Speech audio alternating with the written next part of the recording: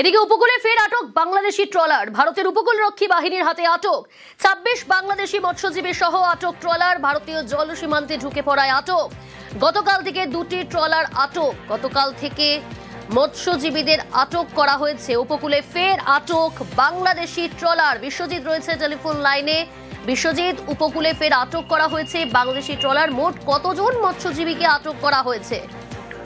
দেখো, গতকালের পর এখনো পর্যন্ত মোট হচ্ছে ৫৫ জন মৎস্যজীবী এবং দুটি ট্রলারকে আটক করেছে ভারতীয় যে উপকূল রক্ষী বাহিনী।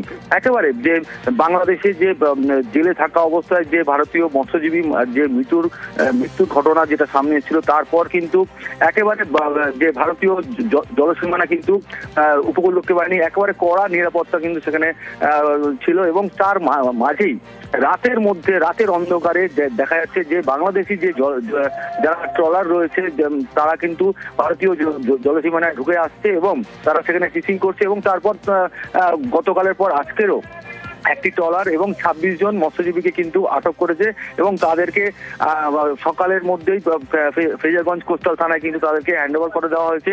গতকালে যারা ছিলেন ২৯ জন তাদেরকে কিন্তু আজকে কাকদ্বীপ মহকুমা আদালতে তোলা হবে। আজকের এই মুহূর্তে যেটা বাংলাদেশ যেটা বারে বারে অভিযোগ করে আসতো যে জলসীমানায় গিয়ে ফিশিং করে, কিন্তু তা নয়। এখন কিন্তু দেখা যাচ্ছে যে বাংলাদেশের যে যারা মৎস্যজীবীরা আছে তারাও কিন্তু ভারতীয় জলসীমানা ফিশিং করছে এবং আটক হচ্ছে। রাজ্যপালের বিরুদ্ধে বিস্ফোরক কল্যাণ বন্দ্যোপাধ্যায়। রাজভবনে আগ্নেয়াস্ত্র বোমা রাখার অভিযোগ। সিভি আনন্দ বোসকে কড়া আক্রমণ শ্রীরামপুরের সাংসদের। কল্যাণকে পাল্টা চ্যালেঞ্জ রাজ্যপালের। প্ররোচনামূলক কথা বরদাস্ত নয় মন্তব্য বোসের। থানায় নালিশ, রাজভবনের মামলার হুঁশিয়ারি কল্যাণের।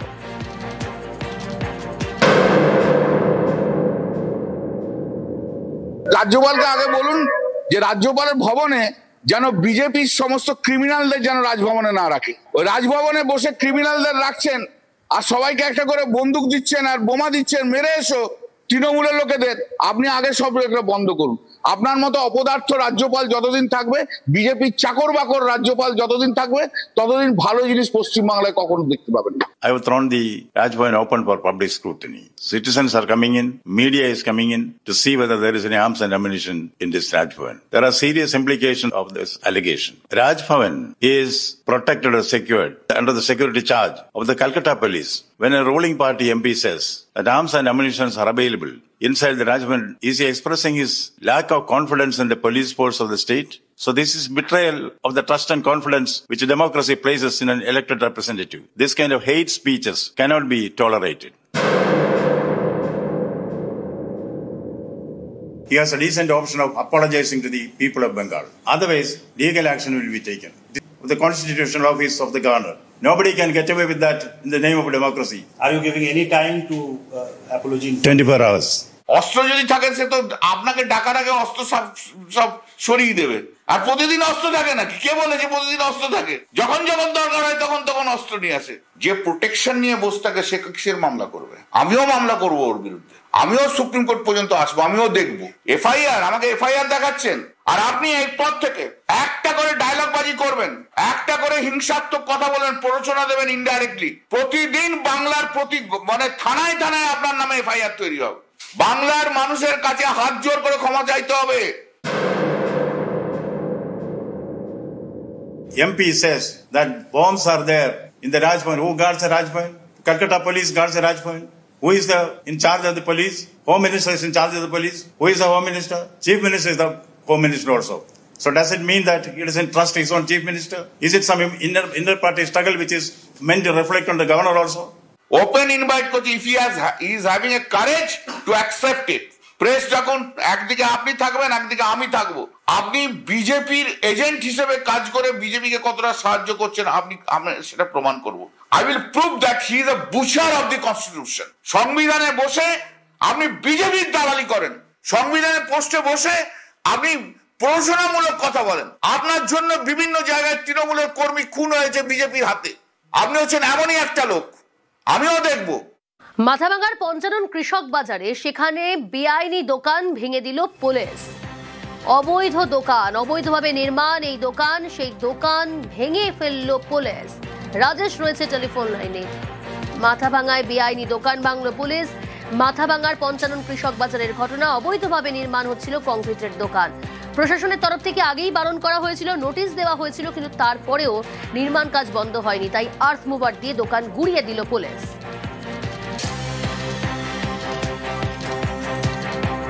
মালটাল তোলা হয়নি, দোকান তৈরি হচ্ছিল আর কি, করতেছে কিছু একটা দোকান থেকে শুরু করছে মোটামুটি বছর 3 থেকে। তো আজকে দোকানটা কারা ভেঙে দিল? আজকে পুলিশ প্রশাসন থেকে ভাঙলো আর কি। হ্যাঁ, অবৈধভাবে দোকানটা করছিল। পশ্চিম মেদিনীপুরের শালবনী, এখানে রানী শিরোমণির কর্ণগড় সংস্কার করছে পূর্ত দফতর। ডেবরায় আবার আর এক ছবি। টাকা বরাদ্দ হওয়ার পরেও পিকনিক স্পট সংস্কারের কাজ শুরু হয়নি বলেই অভিযোগ স্থানীয়দের।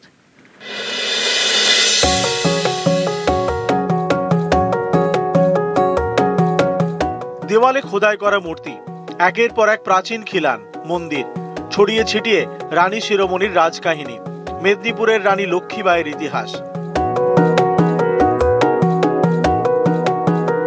পশ্চিম মেদিনীপুরের শালবনীতে কর্ণগড়, রানী শিরোমণির রাজবাড়ি, প্রায় 700 বছরের পুরনো, এখন ভেঙে চুরে গিয়েছে। তবুও ইতিহাসের পাতা উল্টে দেখতে পর্যটকরা আসেন।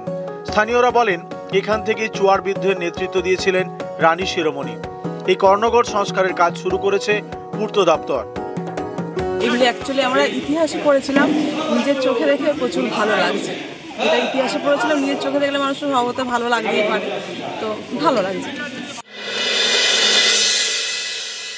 পুরোপুরি যে গড়ের যে অবস্থাটা, সেইটা যদি আমরা ফিরিয়ে দিতে পারি, তাহলে ইতিহাসকে আরো পুনর্জীবিতই করা হবে। মানুষ প্রচন্ডভাবে উল্লাসিত এবং প্রতিদিন প্রচুর মানুষ, আমরা মেদিনীপুর থেকে নয় কলকাতা থেকেও প্রচুর মানুষ এখানে আসেন এবং এখানে এসে ঘুরে যান। দেখলে মনে হতেই পারে এটা জঙ্গল, কিন্তু আসলে তা না, এটা পিকনিক স্পট।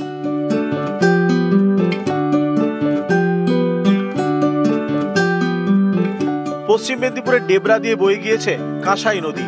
এই নদীর পাড়েই রয়েছে তেমুয়ানি পিকনিক স্পট।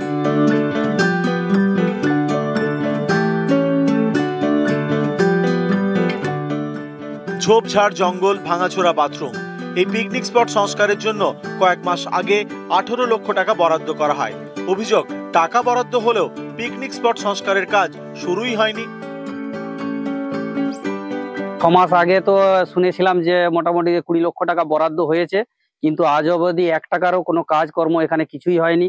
আবার তো ঘুরে ডিসেম্বর মাস চলে এসেছে। এই বছর ডিসেম্বর জানুয়ারি মাস নাগাদ প্রায় ফেব্রুয়ারি পর্যন্ত ওখানে প্রচুর লোকজন আসেন। প্রতিবারই আমরা টেম্পোরারি বেসিসে পঞ্চায়েত সমিতি করে থাকি, যাতে পার্মানেন্টলি ওখানে পার্ক টাইপের কিছু করা যায়। ট্যুরিজম ডিপার্টমেন্টে পাঠিয়েছি, ওটা জাস্ট এখন প্রসেসের মধ্যে রয়েছে। পশ্চিম মেদিনীপুর থেকে শোভন এবং দিগ্বিজয় মাহালি, নিউজ 18 বাংলা।